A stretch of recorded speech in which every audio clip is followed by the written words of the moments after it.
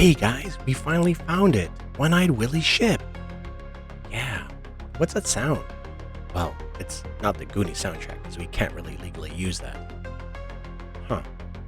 Hey you guys! No, shh! Don't, we can't use catchphrases either. Has he been drinking? No, Brand, he has not been drinking. This is a kid's movie, remember?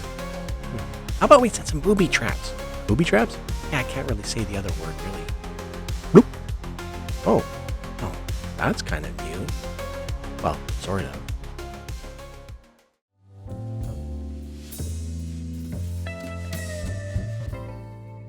Funko Games has really niched itself as a nostalgic game company, having brought out several IPs that harken back to the 80s over the last few years. The Goonies, Never Say Die, is one of them, and it's kind of like a classic dungeon crawler where you have a GM, a Goonie Dock Master, who goes through the story and lays out the dungeon in a particular way for the other players to discover. The mechanics and gameplay are not very complicated. You move from cave to cave and you kind of just discover what foes are there or what treasure will deliver you certain items. You roll dice to defeat said foes, and you do skill checks to remove boulders and make your way across slippery poles. In the meantime, in the background, a timer is running, and at the end of that timer, you lose if you're one of the players, and you win if you're the GM. Now, this may seem very clear-cut and simple for experienced dungeon crawlers, but for family-friendly newcomers, this is excitement galore, especially because you get to play one of the characters of the Goonies, a beloved 80s franchise. So let's dive in. Who are these heroes?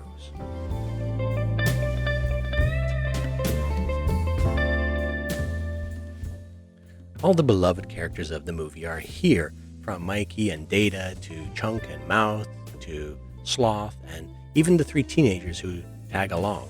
And then of course we have the Fratellis who chased our beloved heroes through the cave system. And all of these characters, they are perfectly on par with how they act in the movie. The character boards are very simply laid out with a few stats, some health scores. You have some special abilities, and you have a place next to the board to put some items and some treasure that you find along the way. Each character also has a special power, which allows you to really sort of distinctify your character's actions inside the game.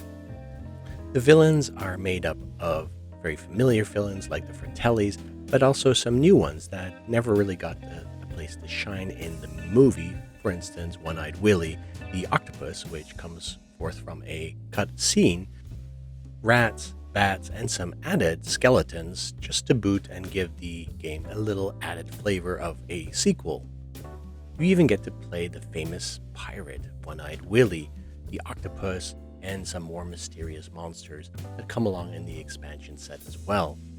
All good fun, and feels all very familiar and very akin to the movie. So, nostalgia fans, eat your heart out. This is an adventure that you will like.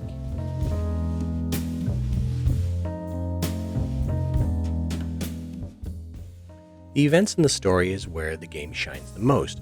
For a very simple, family-friendly dungeon crawler, you get to play out the adventures as they occur in the movie for the first 3 scenarios out of 8 or 9. After that, you go on some additional adventures that were not seen in the movie or cut out, like the octopus scene, and you get to play out some more fantasy-oriented adventures. Of course, there is an epilogue to each segment in which you can pretty much relive the movie ad verbatim or see what happened next.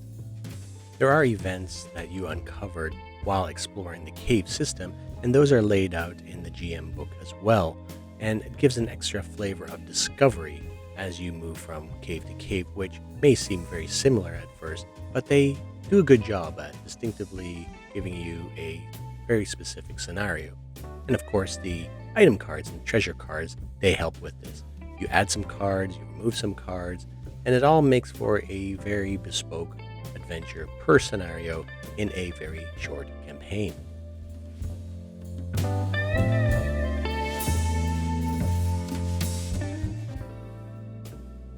What is there to say about the locations? Well, they all feel very familiar, and I particularly like the extra pieces you overlay on top of the familiar cave system to give it a unique flavor per scenario that you play in. But in the end, you're still choosing between path A and path B to get from the start to the finish of each scenario.